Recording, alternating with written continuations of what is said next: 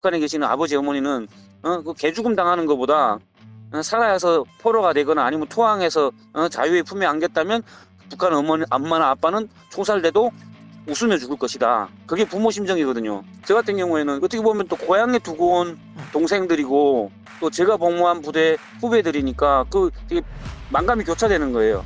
보니까 집안이 그렇게 잘 살거나 부잣집은 아니면 뭐 중앙당 간부급이 아니어서 그냥 뭐 과학자 집안이다 뭐 이런 식으로 얘기하시는 거 봐서는 소식이 빠를 것 같지가 않고요. 그 어떻게 지금 잡힌 지 얼마 안 된 상황에서 뭐 한국 가고 싶다 이렇게 얘기하는 게 좀 위험한 거거든요. 근데 그 정찰총국이 폭풍군단이라든가 각 부대에서 각 특수부대에서 가장 훈련 잘 된 전투원들로 네이비실 같은 건데 여기서 훈련 잘 된 애들로 뽑아간 거예요.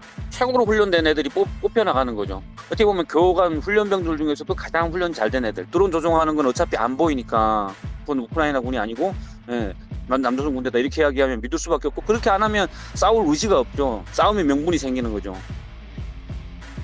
폭풍군단하고 똑같은 거예요.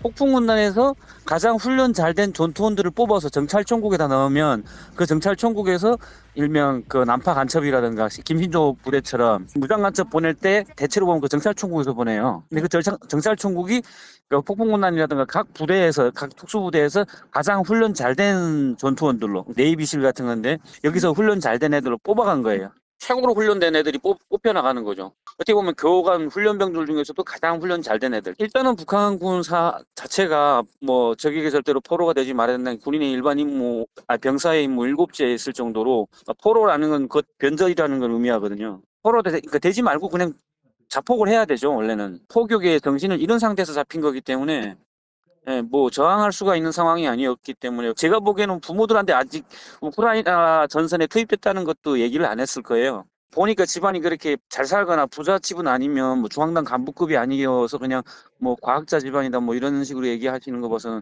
소식이 빠를 것 같지가 않고요. 그 어떻게 지금 잡힌 지 얼마 안 된 상황에서 뭐 한국 가고 싶다 이렇게 얘기하는 게 위험한 거거든요. 그러니까 뭐 한국 정부에서 물론 탈북자를 인도적 차원에서 받으면 좋겠지만 대한민국 국민이라고 생각하니까 저 친구들도 뭐 북한군에서 보내달라고 하면 어떻게 될 건지 이런 걸 모르는 상황에서 그 유수로 이렇게 한국 간다고 얘기하는 거 보고 전 일단은 뭐 저렇게 된 이상 이제는 한국까지 무사히 데리고 와야 될 수밖에 없죠.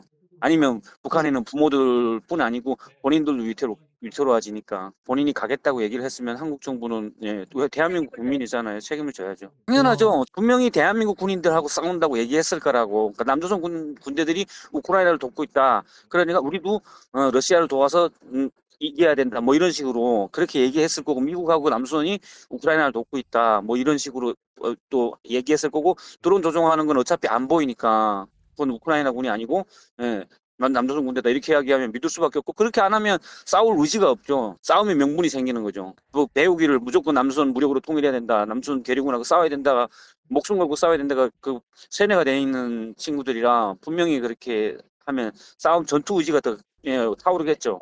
후방 침투에서 배후 교란, 요인 암살, 테러 폭파인데 거기 지금 평양시대에서 숨을 데도 없는 곳에서 러시아군의 지원 1도 없이 애들이 그 진짜 알보병으로 그 저격병이 뭘 하겠습니까? 그 동에서 그냥 소총병하고 똑같은 거지. 알빠른 경보병 출신들이 뭐 뛰어다니면서 드론을 유인하고 그리고 뭐 저격병은 떨군다 이런 건데 뭐 드론하고 싸우러 간 것도 아니고 그러니까 참 뭐 어처구니 없는 죽음이고 말도 안 되는 전쟁에 끌려간 거죠. 이번에 좀 마음이 좀 그렇더라고요. 왜냐면 러시아의 침략에 동조돼서 가서 그 진짜 억울한 우크라이나 국민들하고 상대로 싸우고 있잖아요. 저 같은 경우에는 어떻게 보면 또 고향에 두고 온 동생들이고 또 제가 복무한 부대 후배들이니까 그 되게 만감이 교차되는 거예요.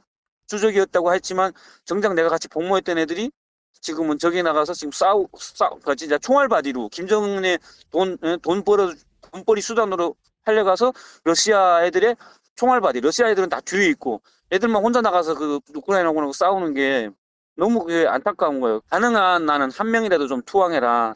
살아남았다면 북한에 계시는 아버지 어머니는 그 개죽음 당하는 것보다 살아서 포로가 되거나 아니면 투항해서 자유의 품에 안겼다면 북한 엄마나 아빠는 총살돼도 웃으며 죽을 것이다. 그게 부모 심정이거든요. 내가 하고 싶은 거, 제가 본인이 그 대학교 꿈도 있고 과학자의 꿈도 있으니까 대한민국에 와서 너의 꿈을 향해서 좀 열심히 살았으면 좋겠다. 그래서 이런 마음이죠. 우리가 가면 특히 군인 출신들이 탈북하면 엄청난 고문이 따르겠구나. 저 고문에 당할 준비 각오까지 다 하고 출발했었다니. 고려를 뭐 야만적으로 뭐 이렇게 한다고 다 분명 교육을 시켰을 거라고요. 근데 우크라이나군이 포로에 대해서 정말 대우를 잘해주고 하는 거 보면 그 사람들도 그렇게 얘기하고 우크라이나나 대한민국은 다 자유민주주의 국가이기 때문에 포로에 대해서 어떻게 대우해주고 어떻게 해준다 어떻게 한다는 이야기를 다 들었으면 한국도 과연 이렇게 좋은 나라겠구나 생각하고 아마 TV라든가 이런 걸 통해서 한국 매체 뭐 이런 걸 많이 보여주지 않았을까요? 뭐 이게 다 쇼가 아니고 진짜 대한민국의 현 모습이구나 생각하고 한국으로 오고 싶다고 이렇게 얘기하는 것 같습니다.